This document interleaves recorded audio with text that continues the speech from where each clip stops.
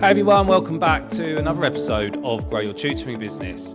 Today we're carrying on with the mini-series around just giving you some business skills. So we've covered strategy, we've covered tactics, and we've covered vision over the first few episodes. Today we're going to look at marketing. Now, there's no way we can cover all of marketing in a podcast like this, which is going to be around probably about 15 to 20 minutes long. But what we are going to be able to do is give you a really good oversight about what it is and actually what it isn't, because I think there is some confusion about this. Now, I'm running a marketing workshop this week, which is going to be done live, but also recorded, so we can go a bit deeper into it there. But I thought I'd give you a little bit of a snippet into that world, but also a little bit of what I talk about in the course. First things to remember is that when we're business owners, we wear many hats. Like we can't avoid it. If you're an independent business owner, which means it's just you, it's likely you're wearing every hat that you need to wear to run a business. So you are the marketing department, you're the sales department, you're the onboarding team. You're responsible for things that leave the business. You're responsible for things that come into the business. You've got to do all the admin to make sure it's all going to work in the right way. We have to do all of these things, whether we like them or whether we're rubbish at them. We have to do it. Otherwise, our business doesn't grow. Like, for example, I am rubbish at the admin side of my business. I would rather say, right, my whole day is going to be spent recording podcasts like this or videos like this, and then I'm going to run a course in the evening. I just want to do that stuff. I love that. But for that to happen in the business, I need to make sure the admin's sorted out. I need to make sure people know that these things exist. I need to make sure the marketing's done. I need to make sure that we're promoting it in the right spaces. I need to make sure that if it's a paid for thing, that I've got the payment links and the landing page works and all the countless other things that go along with it. So this is what we're talking about with marketing. A lot of what I've just mentioned there comes under the marketing banner. So what does marketing mean to you? If we say the word marketing out loud, what things happen in your brain? What images are there? What work do you think it involves? I think most of the time, I've got a business degree, and a big part and a huge chunk of that degree and the lectures I went to and the modules I completed were marketing in some way or another. So a lot of it was standard marketing. There was marketing in Europe, which is completely obsolete now.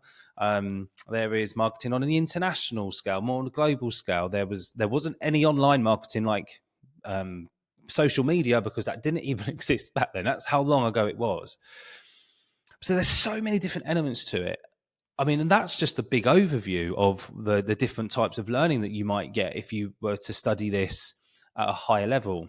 But actually, on the granular part of what happens on the floor of business, or what we call, I suppose, like the customer-facing stuff, or at the strategic level, is things like research into the industry that you are in, research into the niche that you are delivering. Like for us as tuition business owners, this is relatively easy because the niche is tuition, and then we can niche further by saying we are an English GCSE tutor or a maths tutor or humanities.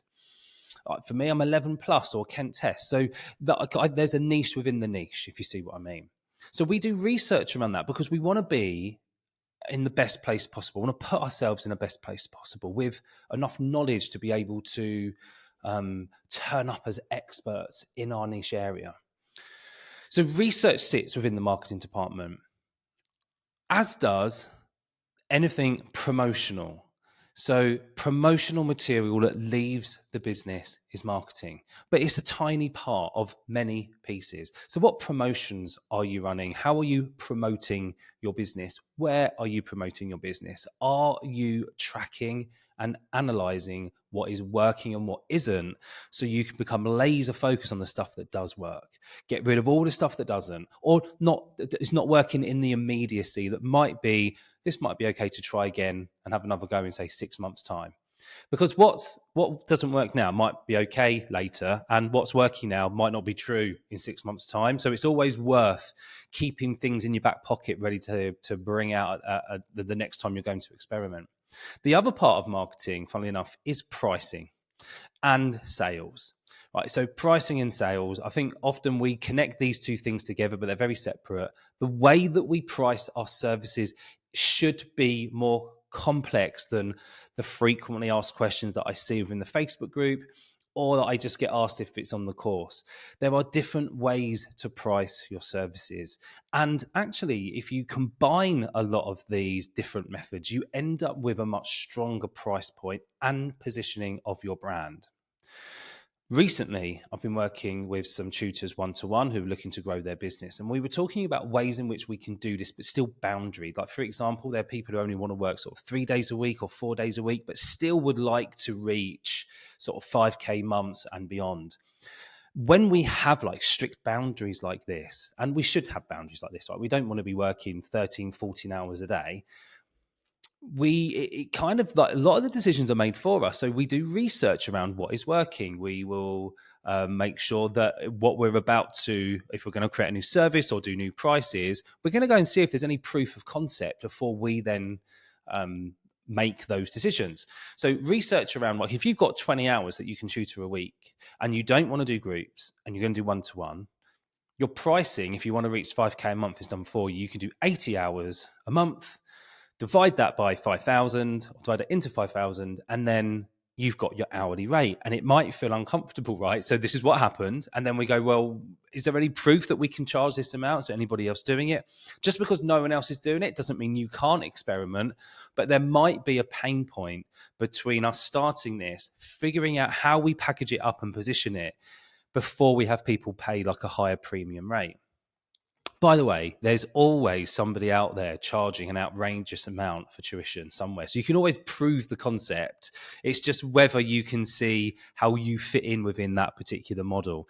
Like, I know there's people who will travel around the world and they'll be getting sort of 200, 300, 400 pound an hour, right up to and even more than that sometimes, or it might be $5,000 a week to go and to these amazingly like tropical places where they teach doing the things they love, but they're on a yacht or they're on a tropical island somewhere. So we can always go and find this with research. And I think what's nice about this from a marketing perspective and from a personal perspective as well in our business is that we can open up the world to different business models. We don't have to stick within the model that we're currently doing if it's not serving us. So we have that research, we have the pricing, we have the promo and the sales. There's also the development as well. So if we're doing that research and we're looking at the pricing and something's not quite right, so we've only got a certain amount of hours to work and we're not sure that we can charge £100 an hour so we can reach our target, then perhaps there's some development that needs to happen. Like, there's a change in our business model. Predominantly one-to-one, and that's what you prefer. Is there a way of doing something like this? Like, I'm recording this, I'm just talking to a screen. I'm not monetizing my podcast in a sense that I don't get money for this going out. But what I hope to happen through doing stuff like this is that people will get to know me a bit. They understand, also get value from it. That's the main thing. But then when there is something like a £20 workshop or joining the membership, it becomes viable for you. Or perhaps you need to do the 12-week course to give yourself a really big boost in your business skills to really increase your chances of finding success. Like, you know me, and you know that I'm not going to give you fluff throughout the 12 weeks because, crikey, on the podcast, it gives all this value away. What's the course going to be about? How much further are we going to be able to move forward if we connect in this way? That's the kind of thing that I'm talking about. How much? I don't believe you have to give a lot of value away in a tuition business to get people to know you, but you might record a set of lessons that can be watched at any point at people's own pace. And so there's lots of different ways of looking at your business model and what you offer. That comes from development and having time to work on your business. This is going to be, you're going to get bored of me saying that, but spending time and scheduling time to work on your business and not just be in it, so that you can see that in the future something might change. And I think some of these things are just sensible to do anyway, because they just add a layer of protection. It's a different revenue stream. But that comes from spending that time working on and developing new ideas. The last bit here for me is branding. When you're marketing and we're talking about things leaving the business, going out into the outside world for people to connect with and see and engage with, they are getting a vibe from you. They're getting these messages. How is it being received? How are you viewed? How do people feel when they interact with you and your business? That's what branding is. It's about a feeling. And we can build our brand quickly by being consistent. This is not about images. It's not about colors. It's not about logos. Branding is something completely different. Now, you can have visual branding that then aligns with everything.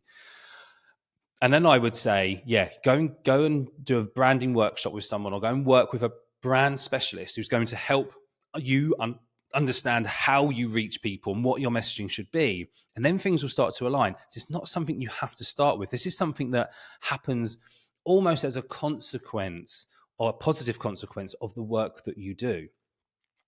So if your research is good and you're developing new ideas, if you are pricing your services in the right way so that you are happy and it's serving you and your business, but also your community of people, your audience, you're getting your promotions right, selling's really good because you're not doing it in an icky way, it's all taking care of itself, then your branding's going to be super positive. This is, to me, what marketing is about. And there is more, but I think they're the key components for a small business.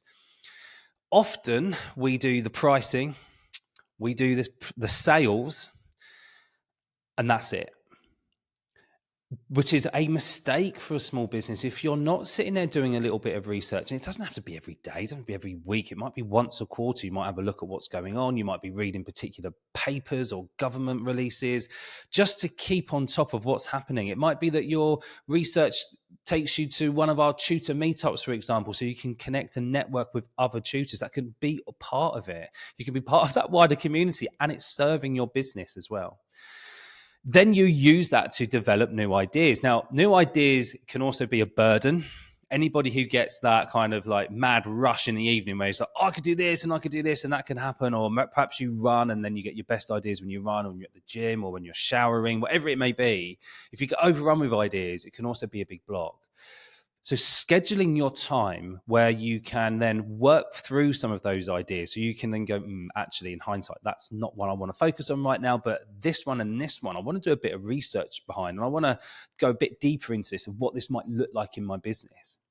I mean, there are questions around new ideas, which we'll save for another time. But essentially, we just need to know that it's something we would love doing, and it's something that people would pay for. This is leading us down a little bit of a snippet into the course where we talk about this concept called ikigai, which is a Japanese concept. And I take you through that because I think it's a really lovely way to build your business. So for me, that's what marketing is. I think there are still some bits missing from this that as you grow will become more important. But if you cover those elements in your business and you spend time or set aside some time putting that strategic stuff in place, your business will definitely be stronger. Right, I'm going to leave you with that, and I will speak to you all soon. Remember, I'm doing a mini series that's going to be sort of connecting them together on social media and the podcast and on YouTube for you to connect, to make it really easy for you to. It's probably end up being like an hours long course, free course for you to use. There's a few little ideas in there. Okay, speak to you soon, everybody. See you later. Bye-bye.